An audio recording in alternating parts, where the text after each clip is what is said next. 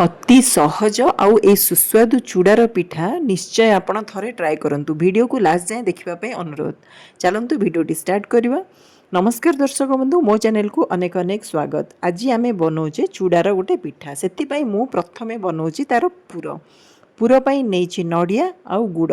गुड़ जगह आपड़ चीनी नहीं पारे।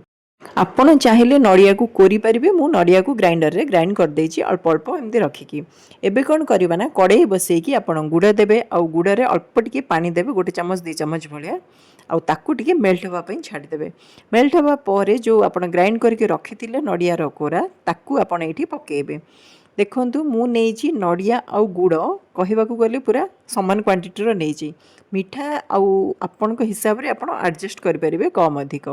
ଆଉ ଏବେ କ'ଣ କରିବା ନା ଏମିତି ପୁରା ଡ୍ରାଏ ହେଲା ପର୍ଯ୍ୟନ୍ତ ତାକୁ ଟିକେ ଏମିତି ନିଆଁରେ ଏପଟ ସେପଟ କରିବେ। ଆଉ ବାସ୍ନା ପାଇଁ ମୁଁ ନେଇଛି ଗୁଜୁରାତିର ଗୁଣ୍ଡ 4ରୁ 5ଟା, ଆଉ କିଛି ଭଜା ବାଦାମ ନେଇଛି। ଏଇଟା ଟୋଟାଲି ଅପସନାଲ୍, ଆପଣ ଚାହିଁଲେ ସ୍କିପ୍ ମଧ୍ୟ କରିପାରିବେ। କେବଳ ନଡ଼ିଆ ଆଉ ଗୁଡ଼ ମଧ୍ୟ ଦେଇପାରିବେ। ଏବେ ତାକୁ ଥଣ୍ଡା ହେବା ପାଇଁ ଛାଡ଼ିଦେବା। ମୁଁ ପ୍ରଥମେ ନେଇଛି ଗୋଟେ ବାଉଲ୍ ସେଟ୍ କରିଛି। ଏଇଥିରେ ନେଇଛି ଗୋଟେ ବାଉଲ୍ ପୁରା ଚୂଡ଼ା। ଆଉ ଚୂଡ଼ା ମନେ ରଖନ୍ତୁ ଏମିତି ଧଳା ଚୂଡ଼ାଟା ନେବେ, ତାକି ପିଠାଟା ଦେଖିବା ପାଇଁ ସୁନ୍ଦର ଲାଗିବ। ଯଦି ଆପଣ ନାଲି ଚୂଡ଼ା ନେଉଛନ୍ତି ତାହେଲେ ଟିକେ ଅବାଗିଆ ହେଇଯିବ। ତ ଏଇ ଚୂଡ଼ାକୁ ନା ପ୍ରଥମେ କପଡ଼ାରେ ଟିକେ ଭଲସେ ପୋଛିଦେବେ ଆଉ ତାକୁ ଏମିତି ଗ୍ରାଇଣ୍ଡ କରିବା ପାଇଁ ଗ୍ରାଇଣ୍ଡର ଜାର୍ରେ ଦେବେ।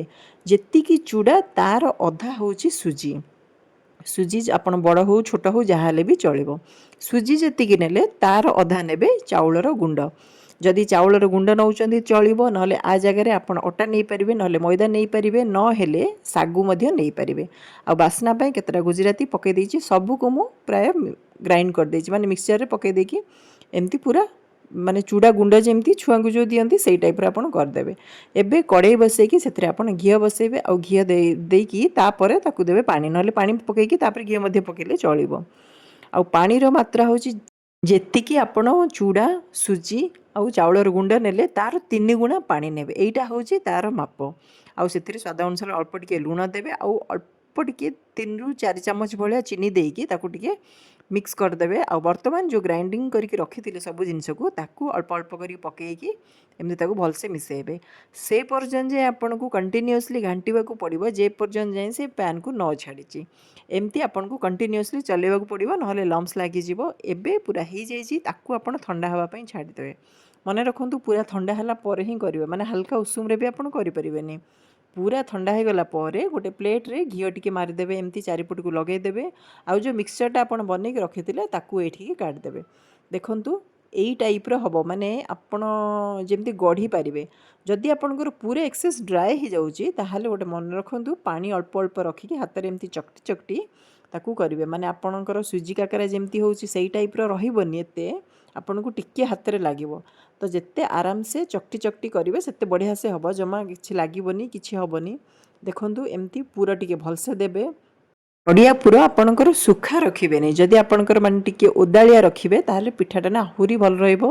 ଆଉ ଭିତର ସଫ୍ଟ ରହିକି ବାହାର ଟିକେ କ୍ରିସ୍ପି ଟାଇପ୍ର ରହିବ। ଏମିତି ଗୋଲ ଗୋଲ କରିବେ, ନାଇଁ ଯଦି କାକରା କରିବା କଥା ତାକୁ ବି କରିବେ।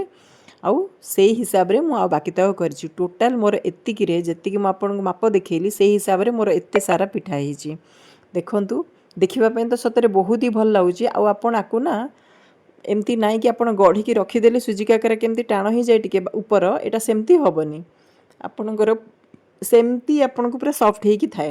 ଆଉ ତେଲ ଏପଟେ ମୁଁ ବସେଇଛି, ତେଲ ପୁରା ତାତିଗଲା ପରେ ପୁରା ଗରମ ହେବ। ଆପଣ ଟିକିଏ ପକାଇକି ଦେଖିବେ, ତାପରେ ହେଲା ପରେ ଆପଣ ଆସ୍ତେ ଆସ୍ତେ ଗୋଟେ ଗୋଟେ ପିଠା କରିକି ପକାଇବେ। ଜମା ଆଟ୍ ଏ ଟାଇମ୍ ଅଧିକ ପକାଇବେନି, ନହେଲେ ତାହା ମାନେ ସବୁ ପିଠାକୁ ପିଠା ଲାଗିଯିବ। ଆପଣଙ୍କୁ ଛଡ଼େଇଲା ବେଳକୁ ଟିକେ ବେଶୀ ଟାଇମ୍ ଲାଗିବ।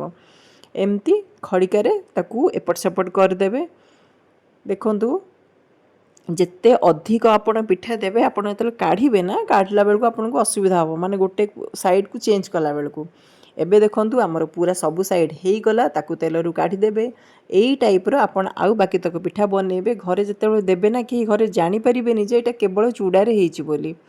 ଆଉ ଘରେ ନିଶ୍ଚୟ ଖାଆନ୍ତୁ, ସମସ୍ତଙ୍କୁ ଘରେ ଦିଅନ୍ତୁ। ସମସ୍ତେ ଖାଇକି ବି ଆପଣଙ୍କ ଉପରେ ପ୍ରଶଂସା କରିବେ, କେହି ବି ଜାଣିପାରିବେନି। ମୋ ଘରେ ତ କେହି ବି ବୁଝିପାରିଲେନି ଯେ ଏଇଟା ଚୂଡ଼ାରେ ହେଇଛି ବୋଲି। चूड़ार किछि जणा पड़बनी। हाँ मु आपन गोटे कथा ये कहबी जदि आपन चाउल गुंड नौचंदी ताहाले पिठाटा आपनकर बहुत क्रिस्पी रहिबो अटा आ मैदा अपेक्षा। सागु नेले मध्य चलिबो किंतु सागुर टेस्ट टिके अलगा रहिबो सेति मु आपन सजेस्ट करबी चाउल गुंड ही नियंतु जोटा कि पिठाटा आपको आहुरी टेस्ट रे माने पूरा बेस्ट आसीबो। जदि आपको भिडियोटी टिके भी भल लागुथाए प्लीज़ लाइक करेंगे शेयर करेंगे चैनल रे नुआ थिले सब्सक्राइब करने को जम्मारू भूलिबेनी। आउ एमती गोटे नुआ वीडियो सहित आसीबी। रहुछि नमस्कार जय जगन्नाथ।